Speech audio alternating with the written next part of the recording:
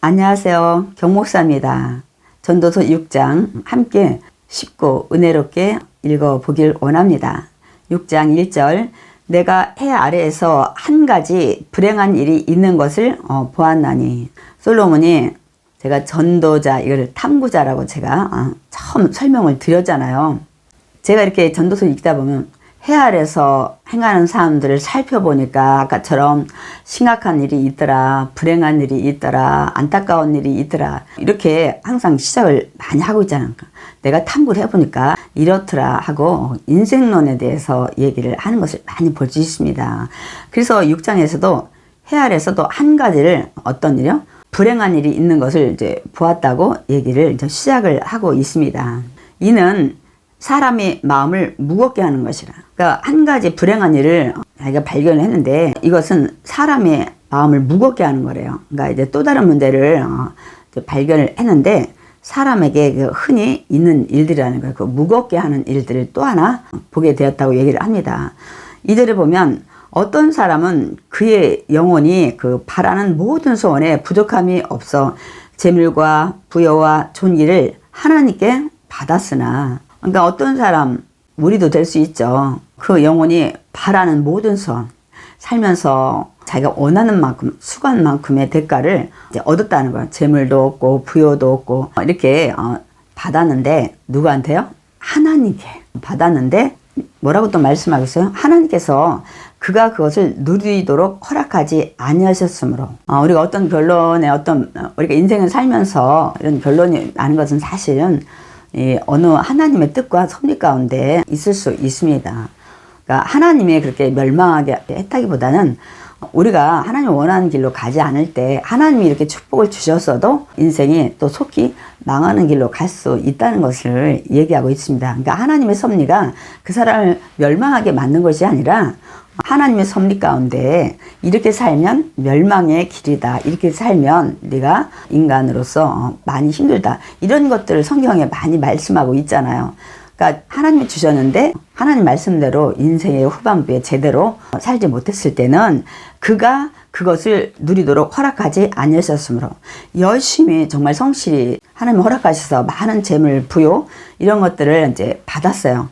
그런데 한순간 또 우리가 오판할 때도 있죠. 그래서 결국은 어떻게 되냐면 그가 벌은 그런 모든 물질, 부요, 이 모든 것들을 누리지 못하게 됐다는 거예요. 그래서 결국은 그 사람이 수고해서 번 모든 것들이 다른 사람이 누리게 되었다는 거예요. 그래서 이게 참 이것이 악한 병이로다. 여기다가 악한 병이라고 했는데 비통한 일이다, 이런 뜻을 가지고 있는 겁니다, 여러분. 여러분, 어떤 때 이런 일이 생길까요? 그 사람이 굉장히 많은 재산, 부요, 권력 다 얻었는데 갑자기 질병이 온 거예요. 열심히 일하다 너무 건강을 해치든지 벌기 위해 살다 보니까 많은 또 스트레스를 받을 수 있고, 또 하나는 생각지 않은 어떤 이제 사고, 이렇게 나가지고 교통사고 날 수 있고 건물이 무너질 수도 있고 갖가지 생각지 않은 또 그런 사고도 당할 수가 있잖아요. 그리고 또 하나는 재앙이 온 거예요. 그 지역에 지진이 났다든지 해일이 일어났다든지 이런 거 있을 수 있잖아요. 그래서 그 사람이 번 모든 것들을 자기가 쓰지 못하게 되는 경우도 있다는 것을 얘기하고 있습니다. 지금 직시하고 있는 것 같죠. 이런 경우 사실 있습니다, 여러분. 그러면서 3절에 사람이 비록 100명의 자녀를 낳고 또 장수하여 사는 날이 많을지라도 100명 낳으려면 아내를 굉장히 많이 얻어야 되죠. 그래서 여기서 100명이라는 뜻은 자녀를 많이 자기가 원하는 대로 자녀를 거느리고 있다는 것을 얘기하고 있습니다. 또 장수하여 사는 날이 많을지라도 또 오래오래 사는 것을 얘기하고 있죠. 그런데 그의 영혼은 그러한 행복으로 만족하지 못하고 또 그가 안장되지 못하면, 그러니까 첫 번째 뭐예요? 이 사람이 막 자녀를 많이 낳았어요. 옛날 같으면 이제 아들 많이 낳으면 정말 그 집이 굉장히 부자라고 얘기를 하죠. 그런데다가 또 장수를 하고 오래오래 살고 있는데 그럼에도 불구하고 그의 영혼, 마음은 행복을 누리지 못하는, 그래도 만족을 못 누리는 거예요. 그런 사람이 있죠. 있습니다, 여러분. 우리가 볼 땐 충분히 만족할 만한 상황인데도 불구하고 그것으로 만족하지 못하시는 분들 계십니다, 여러분. 또 그가 안장되지 못하면, 그러니까 여기서 얘기하는 것은 매장되지 못하면 죽은 후에 그의 장래가 정말 많은 사람의 인정하에 치러지지 못할 때 이것이 굉장히 그 불행한 일이라는 것을 얘기를 합니다, 여러분. 나는 이르기를 차라리 그럴 바에는 낙태된 자가 그보다는 낫다 하나니, 낙태된 자, 차라리 태어나지 않은 자가 훨씬 더 나을 것 같다고 얘기를 합니다. 왜냐하면 수고만 열심히 했는데 좀 누려야 되는데 누리지 못하고, 또 가졌을 때도 만족이 없으니까 다음날도 또 돈을 버느라고 더 쌓느라고 좀 여행도 가고, 때로는 힘들고 어려운 자들에게 구제도 하고, 이렇게 살면 좋을 텐데 그렇지 못한 자들 많이 있죠. 우리가 볼 때 저 정도만 벌어도 충분하겠다 싶은데 여전히 만족하지 못하고 또 벌고 더 벌어야 된다고 인생을 즐기지 못하고 또 나누지 못하고 이렇게 사시는 분 주변에도 있죠. 그런 자는 차라리 이 세상에 태어나지 않은 자보다 더 불행하다는 거야. 차라리 안 태어난 자가 더 행복하다고 얘기합니다. 왜냐하면 그분이 매일 벌다가 가신 거잖아요. 수고만 하다가 인생을 마친 거예요. 그리고 이제 안정되지 못하면 또 마찬가지라고 얘기를 하는데, 결론적으로 젊었을 때 많이 벌고 많이 쌓고 했음에도 불구하고 그 인생의 말년에 세상을 떠날 때 결코 행복하게 떠나지 못한 걸 얘기하죠. 어떤 일인지 구체적으로 여기 기록은 되어 있지 않습니다. 그런데 여러분 생각해 보세요. 재산도 많고 권력도 있고 굉장히 안정된 그런 사람이었다면 마지막 이 세상 떠날 때 이렇게 매장하는 일들이 제대로 안 될 수는 없죠. 후손도 있고 또 주변에 이분이 많이 살아생전에 많이 베풀었으면, 예를 들어 자손이 없을지라도 매장을 잘 해주잖아요. 돈이 일단 있으니까.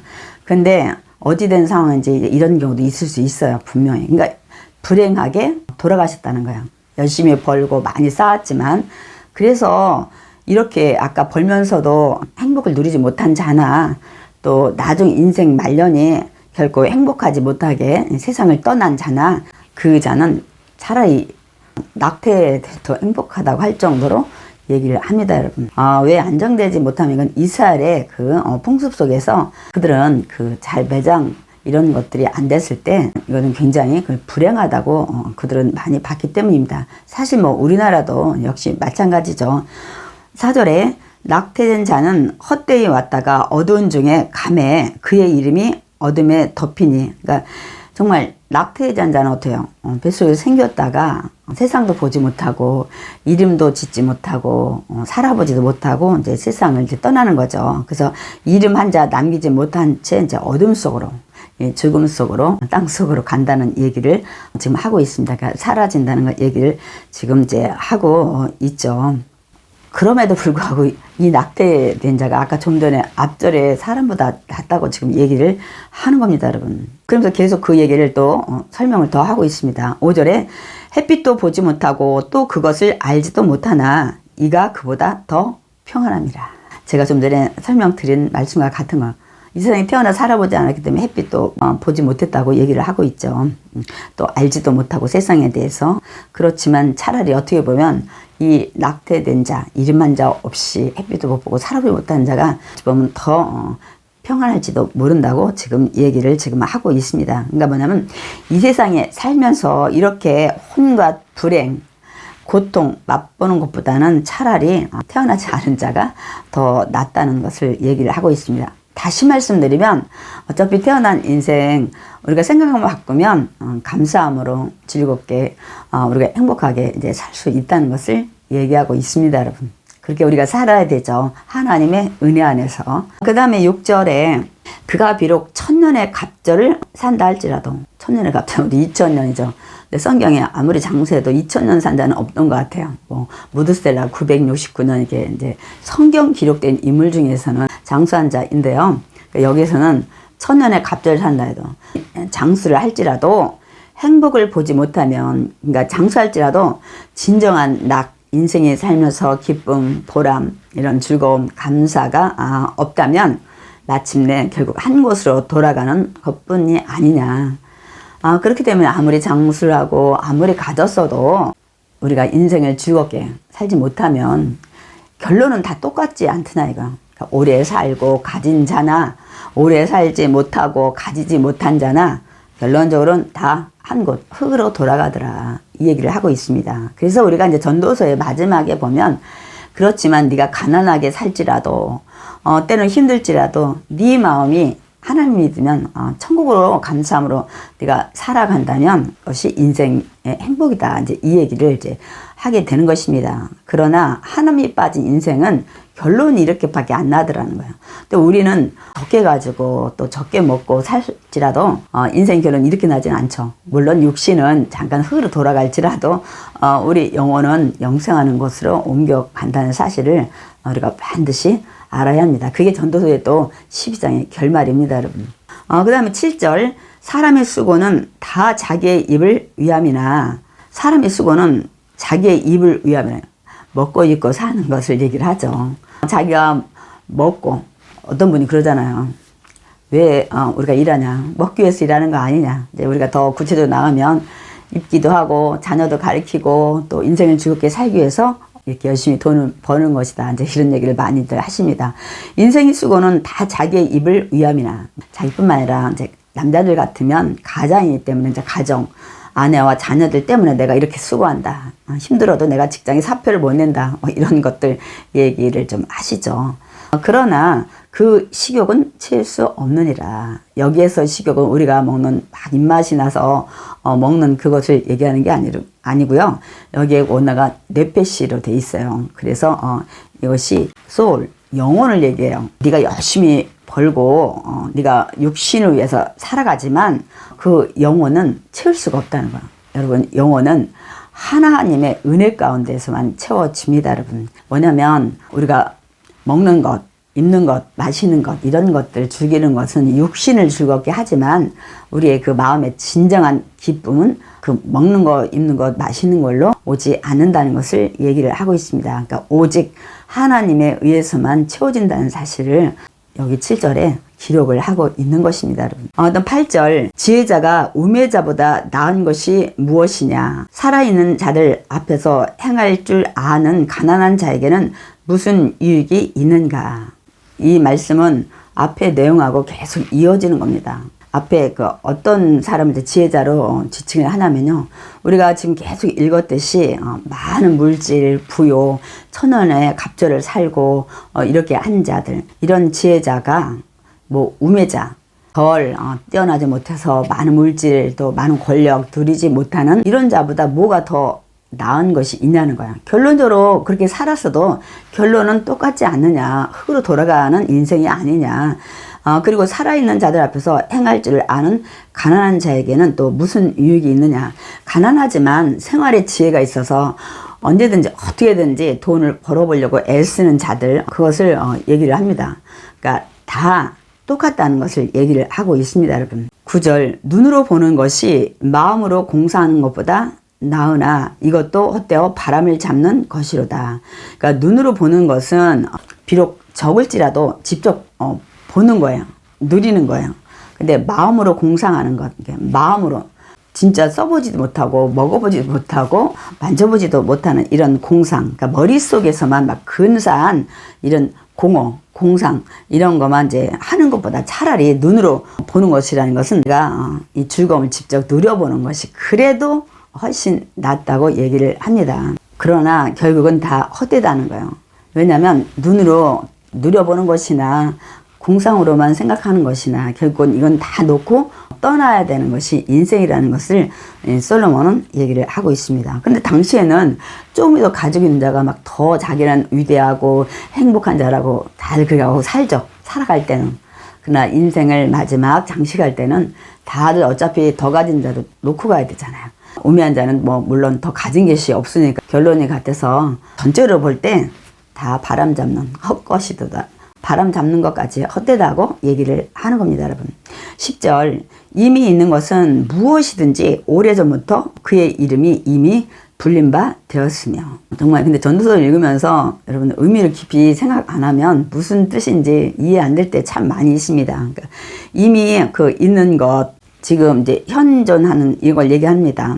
무엇인지 오래전부터 그런데 이미 그의 이름이 이미 불린 바 되었대요. 여기서 이름은 그의 그 성질, 성분, 제가 언젠가도 이 말씀을 좀 설명을 드렸습니다, 여러분. 그러니까 이제 이게 가지고 있는 그런 운명도 얘기할 수가 있고요. 이런 성격이나 특성 이미 다 결정이 되어 있다는 거예요. 그러니까 무엇을 얘기하는 거예요?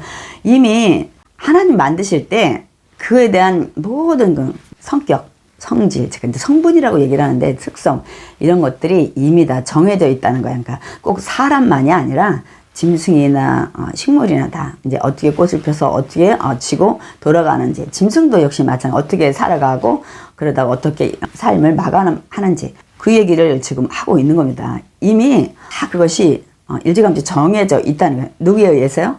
만드신 창조주 하나님에 의해서. 그런데다가 사람이 무엇인지도 이미 안 바 되었나니. 무슨 소리냐면 사람 역시도 어떻게 될 것을 이미 다 알고 있다는 거예요. 우리 알잖아요. 태어났다가 인생을 살다가 또 이제 노안으로 이 세상 떠나서 흙으로 돌아가는 이것이 다 정해져 있다는 것을 얘기를 지금 하고 있는 겁니다. 그러니까 어떤 세상의 모든 것뿐만 아니라 사람의 모든 것도 다 정해져 있다는 거예요. 그러면서 자기보다 강한 자와는 능히 다툴 수 없느니라.